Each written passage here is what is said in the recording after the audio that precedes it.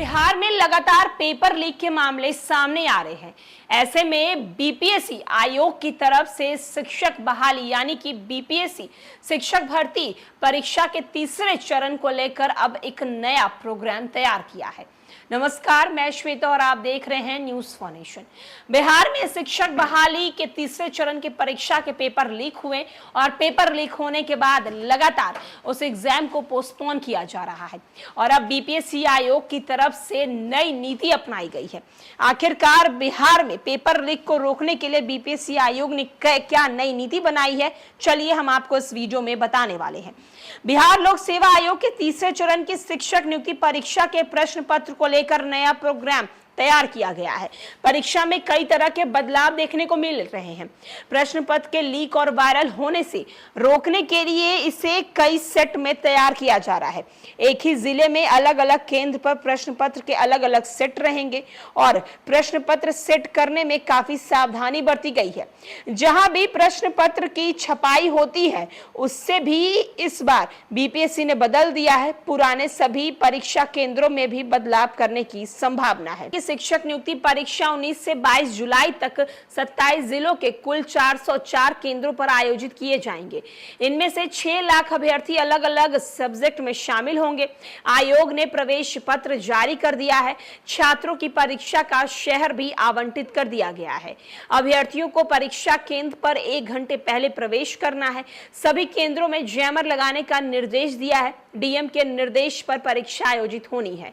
आयोग ने 10 से 14 अगस्त के बीच रिजल्ट जारी करने का भी लक्ष्य रखा है। आयोग ने 65% आरक्षण मामले में राज्य सरकार की अनुमति और गाइडलाइन जारी होने के बाद ही रिजल्ट जारी करेगी। शिक्षक बहाली के तीसरे चरण की परीक्षा इसी वर्ष 15 मार्च को हुई थी।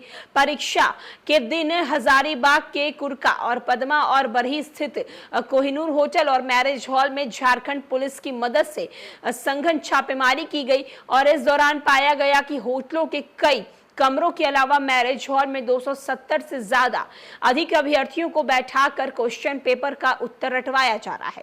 मौके से जब्त किए गए प्रश्न पत्र का मिलान बीपीएससी कार्यालय से प्राप्त प्रश्न पत्रों से करवाया गया, जो कि हूबहू एक जैसा पाया गया। इसके बाद पेपर को कैंसिल कर दिया गया। बिहार में तीसरे चरण की शिक्षक भर्ती के तहत 87,774 से अधिक पदों पर भरा गया है। इनमें से 4.63 लाख अभ्यर्थियों ने आवेदन किया है। प्राथमिकी में 1,60,644 और मध्य में 2,13,940 और माध्यमिक में 1,44,735 और उच्च माध्यमिक में 61,986 अभ्यर्थियों ने आवेदन किया है। इनमें से कई अभ्यर्थियों के कई वर्गों के लिए अलग अलग आवेदन दिए गए हैं। ऐसी स्थिति में परीक्षा में शामिल होने वाले अभ्यर्थियों की संख्या 5,81,305 के करीब है। तो बीपीएससी आयोग की तरफ से शिक्षक बहाली के तीसरे चरण की परीक्षा को लेकर ये सारे इंतजाम किए गए हैं। अब इस इंतजाम के तहत देखना होगा कि बीपीएससी आयोग ने जो नई नीति अपनाई है, ये नई नीति कितनी काम करती है, क्योंकि पेपर लीक के मामले बिहार में आए दिन आते रहते हैं और कब कौन से एग्जाम के पेपर लीक हो जाएं ये किसी को नहीं पता। फिलहाल के लिए इस अपडेट में इतना ही।